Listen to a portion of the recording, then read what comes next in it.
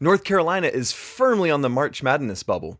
So you know how you cement your NCAA tournament status? You walk right into Cameron Indoor Stadium, and you ruin Coach Mike Krzyzewski's retirement party.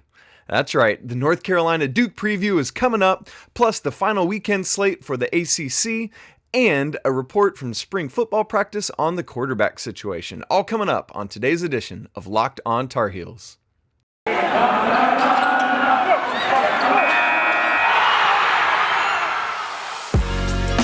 You are Locked On Tar Heels, your daily podcast on the UNC Tar Heels. Part of the Locked On Podcast Network, your team every day. Hey there, it's Friday, March 4th, 2022. Welcome into the Locked On Tar Heels podcast. As always, I'm your host, Isaac Schade, and I want to thank you for making Locked On Tar Heels your first listen and now your first watch every single day. Don't forget that we are free and available on every podcast platform. Well, today we start Cameron Indoor Stadium on Saturday, March 5th, 6 o'clock p.m. right there on ESPN. It's North Carolina, it's Duke, the best rivalry in all of sports. Take that to the bank. There is no other answer. This is the last regular season game of Coach K's career. I don't know if you heard that. Coach K is he's retiring after this year. Newsflash. No, that's not real. Everyone knows it. Good news is that Carolina has done everything they need to each of the past 2 weekends. They won a Saturday, Monday back-to-back in back-to-back weekends. That is nothing short of impressive, so they've pulled together 4 in a row after that loss to Pittsburgh to put themselves firmly on the right side of the bubble headed into this game. Now, they have a massive opportunity in front of them on Saturday to get a win that puts them undoubtedly into the NCAA tournament.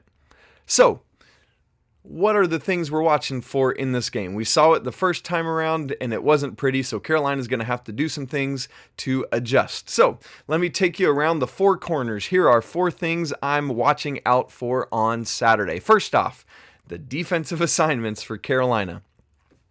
The question is the exact same question that Coach Hubert Davis asked after the Syracuse game. How do you split Leaky Black in half?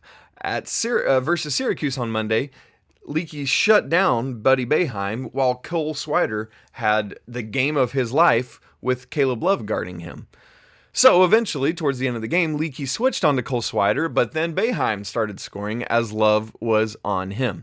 Now, Carolina is going to face essentially that same dilemma on Saturday, and it's the same dilemma they had last time they faced Duke.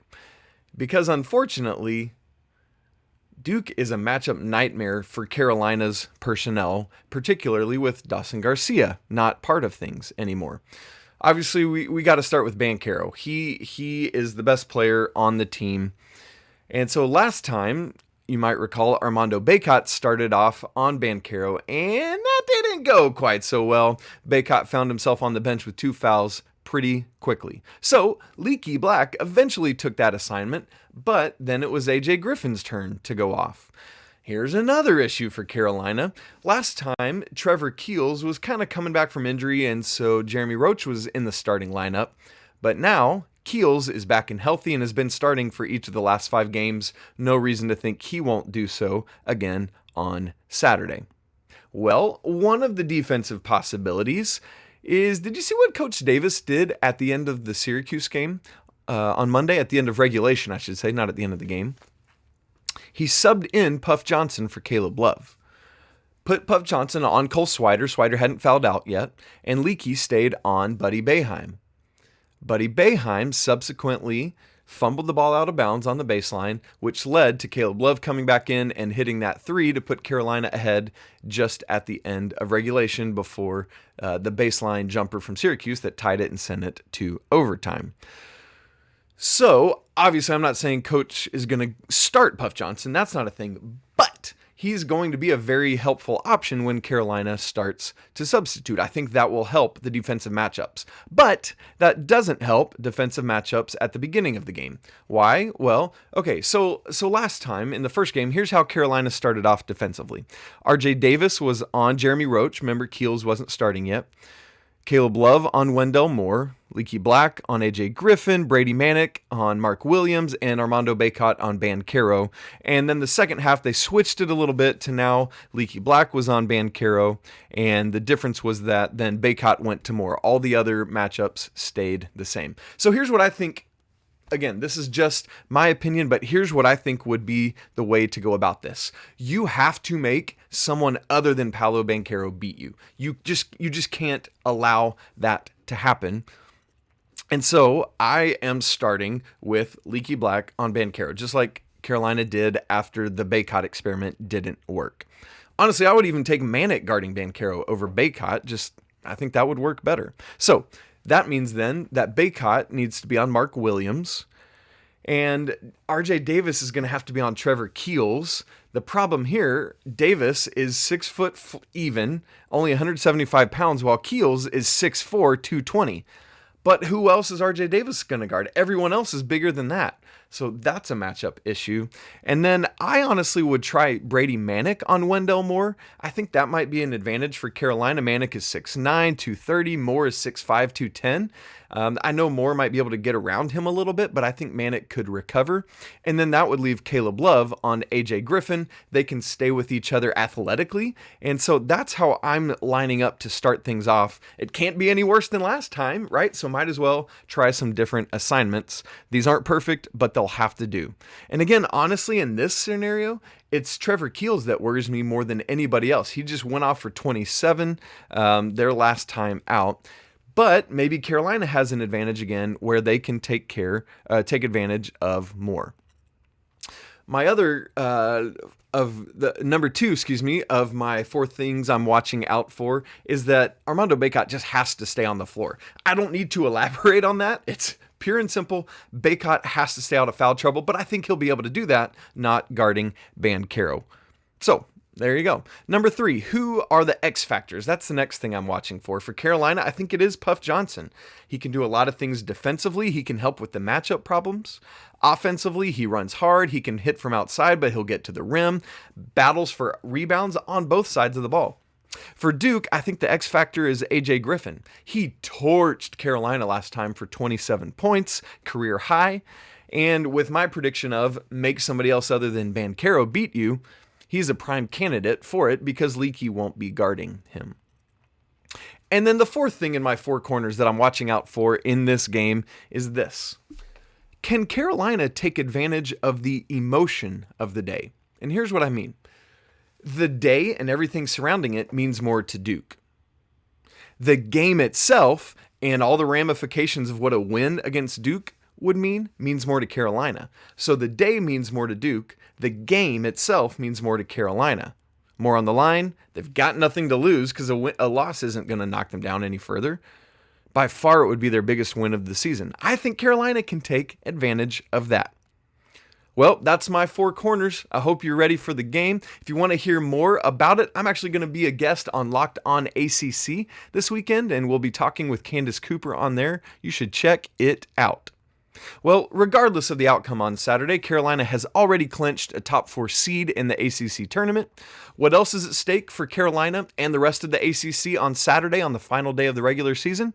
More on that in just a moment. But first, run your pool.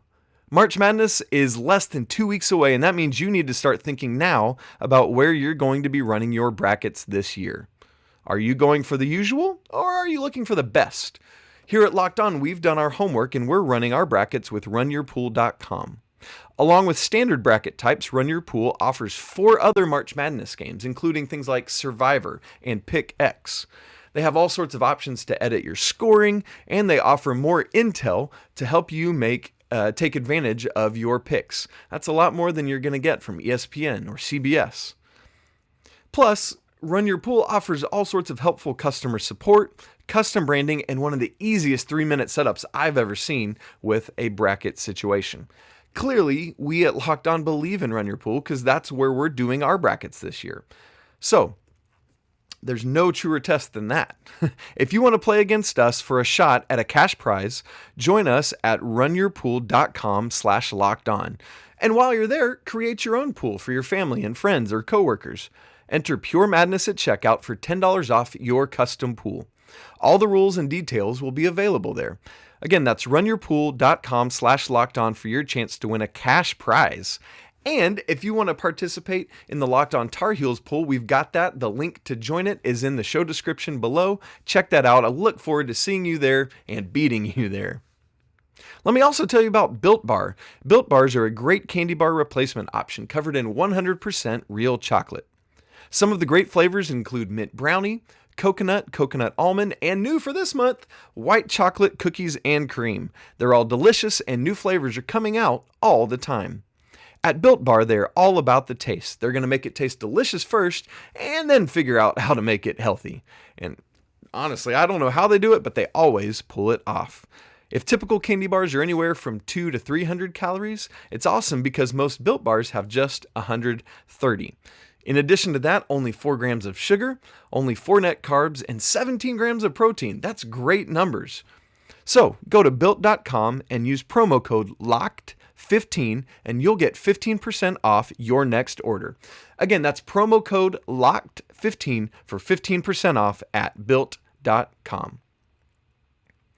As we get into this preview of the ACC weekend's final games of the regular season, let me also encourage you to make sure you check out the Locked On bracket breakdown that's coming on March 14th right here on the Locked On Tar Heels podcast feed and YouTube channel. We're going to push it out to all the Locked On college channels.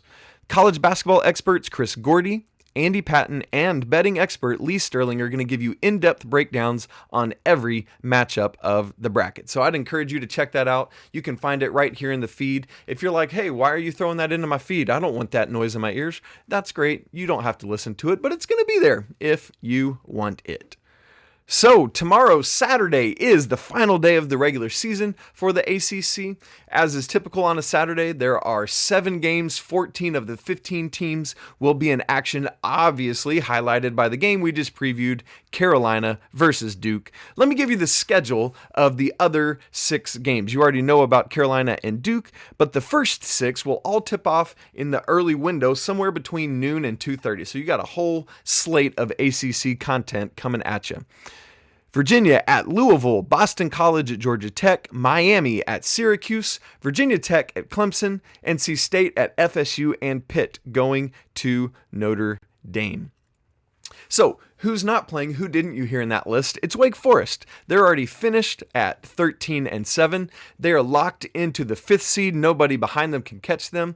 If Miami does lose at Syracuse on Saturday, they would be tied together. That's Miami and Wake. But the Canes swept the Demon Deacons in the regular season, and so Miami would have that 4th seed in that scenario.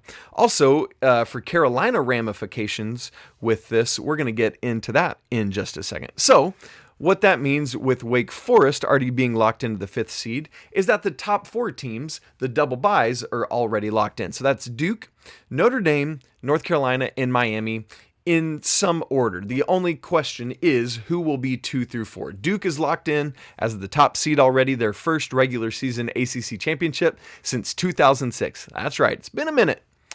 Anything 2 through 4 is in play for Carolina. I won't bore you with all the scenarios. However, I will say that being the 2 or 3 seed would be nice because in that scenario, you could theoretically make the finals before you have to face Duke. Ultimately, if Carolina wins on Saturday or Miami loses on Saturday, either one of those give North Carolina the 3 seed, and there's a scenario in which they could get up to the 2 seed. However, if Miami wins, Carolina loses, they are the 4 seed no matter what else goes on. Here's the interesting thing. The other groupings for the ACC tournament are also locked in as well. Just same scenario, the specific seedings and placement are yet to be determined. So we talked about the double byes. The single byes, who will start games on Wednesday of the ACC tournament, are seeds 5 through 9. They are Wake Forest, Virginia Tech, Virginia, FSU, and Syracuse. So once again, those are going to be teams 5 through 9 who start on Wednesday after a single bye. Just yet to be determined who will be what based on Saturday's results.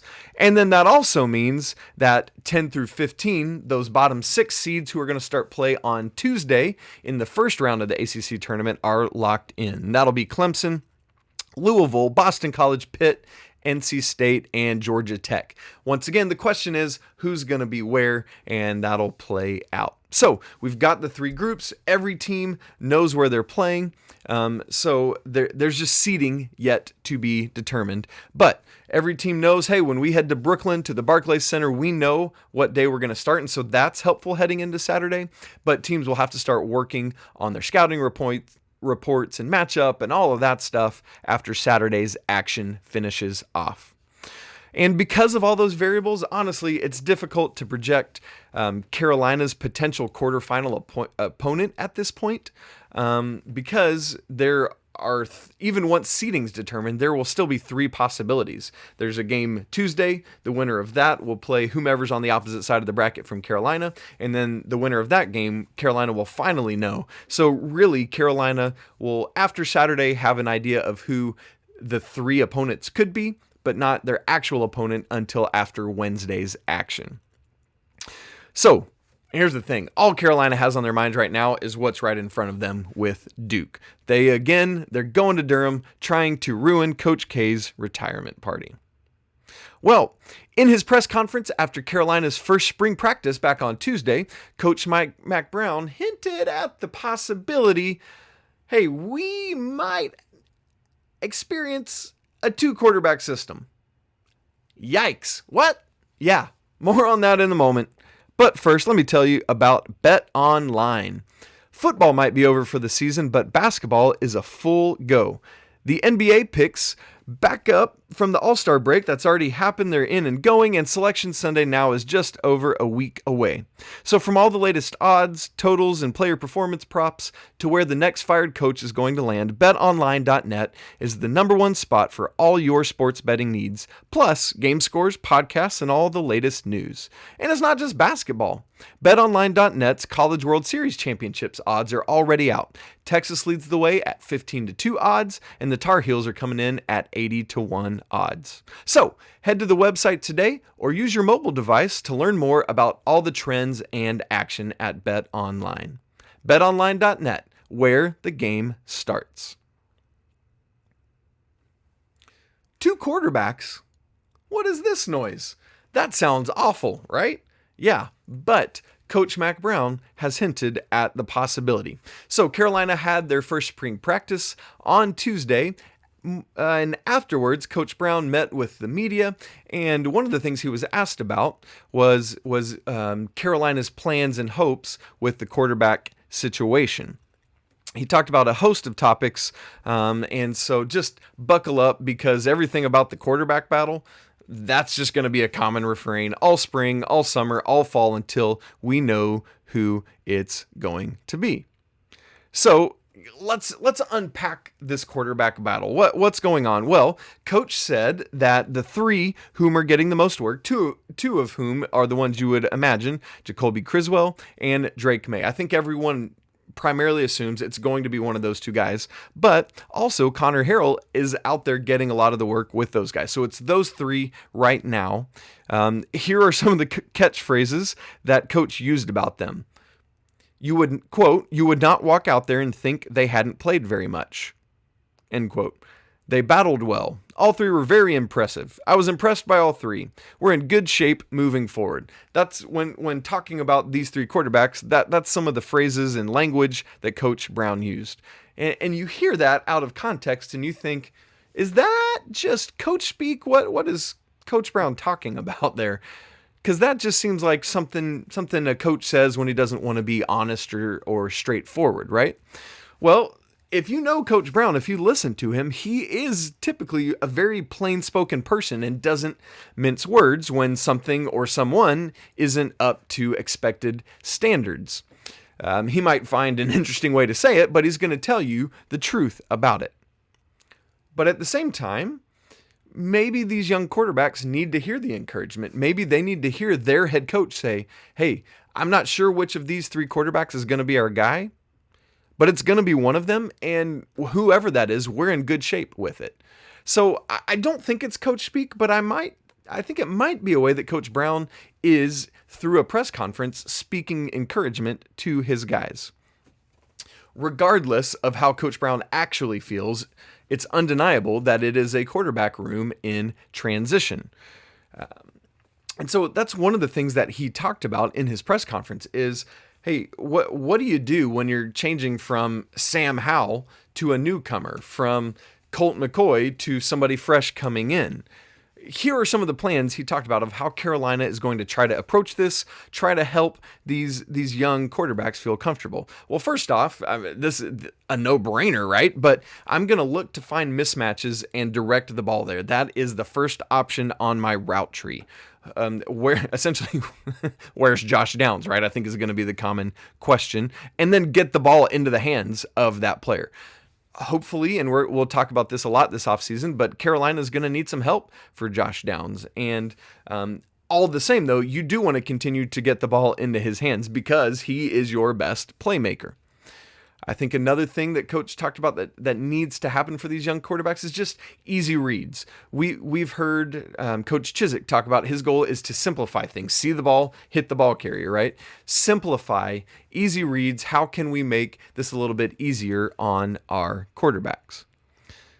But here's what really shocked me. Coach Brown was thoroughly unconcerned about choosing a quarterback coming out of spring. I really thought he would be pretty adamant about finding his guy now in these spring weeks or maybe even early fall.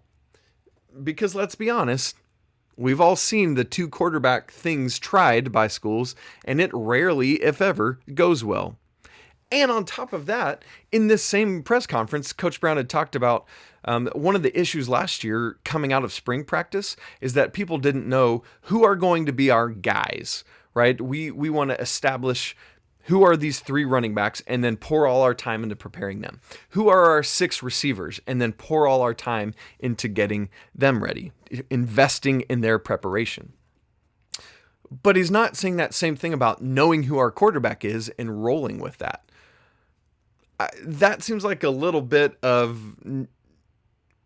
not going together. That seems different. And so it's just handling the quarterback scenario different than the other position groups. And so that we're just going to have to wait and see how that plays out. Now, here's what's interesting. Coach Brown was asked directly about if he wants to see a quarterback separate himself this spring, and is it a big deal if that doesn't happen? His response? Let me play it for you.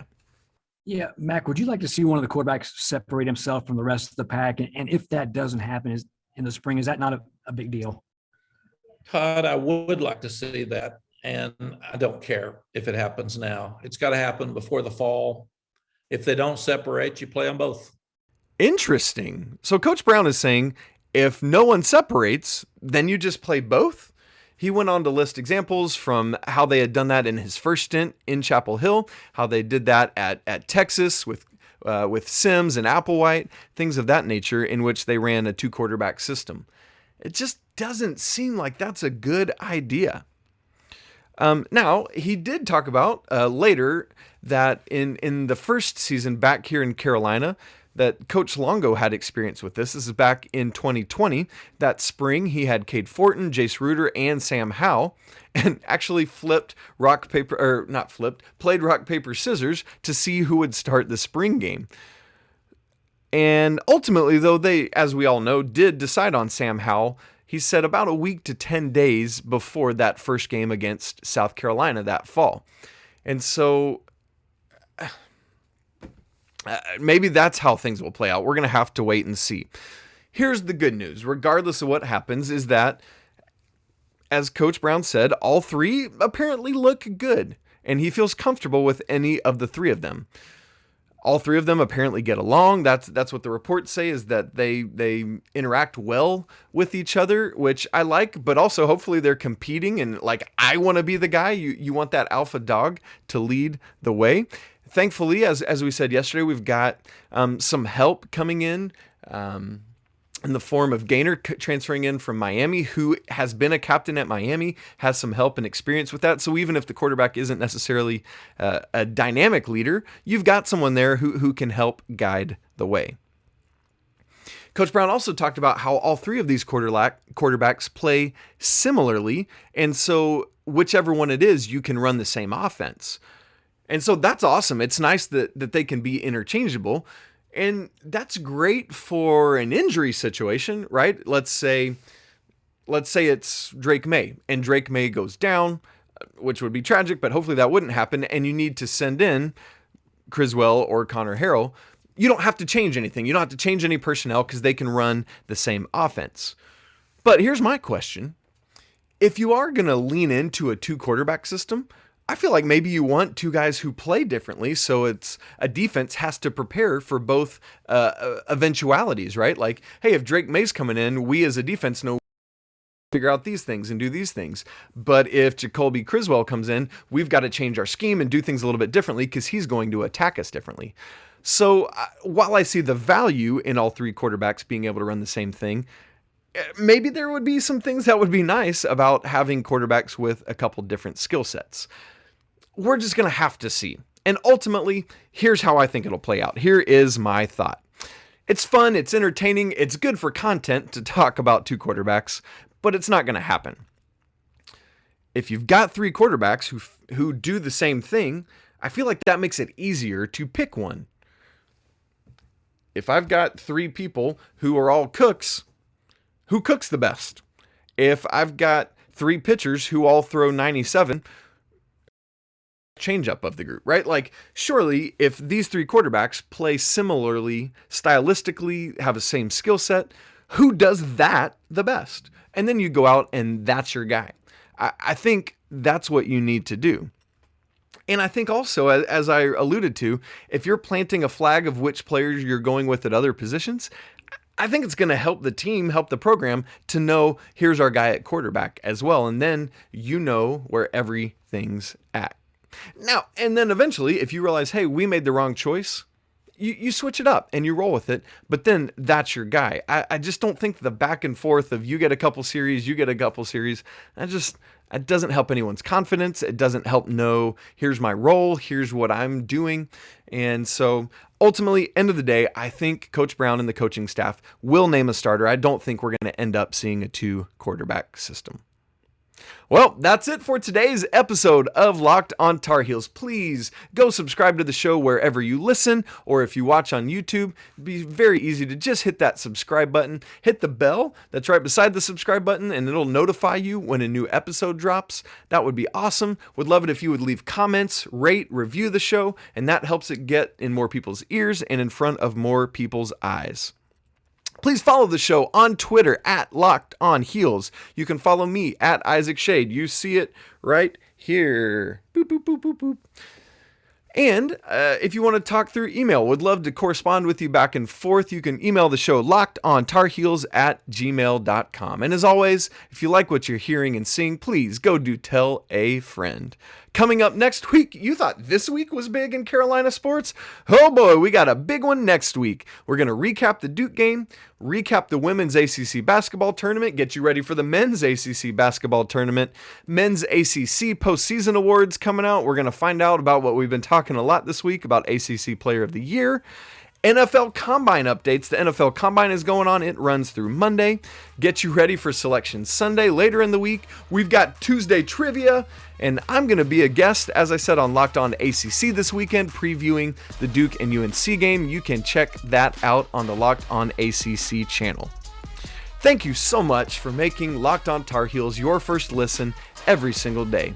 And now, if you're looking for another show to listen to on the Locked On Network, let me encourage you to check out Locked On NFL Draft. Ryan Tracy and former NFL cornerback Eric Crocker bring the NFL Draft to life every day with insight and analysis on college football prospects and NFL front offices. It's free and available wherever you get podcasts. Thanks so much for spending your Friday and your week talking Carolina sports with me. It's one of the best times of the year in college athletics. Football's getting going, basketball's wrapping up and winding down, and March Madness is upon us. I hope you have a great weekend, and remember, it's always a great day to be a Tar Heel. Until next time, peace!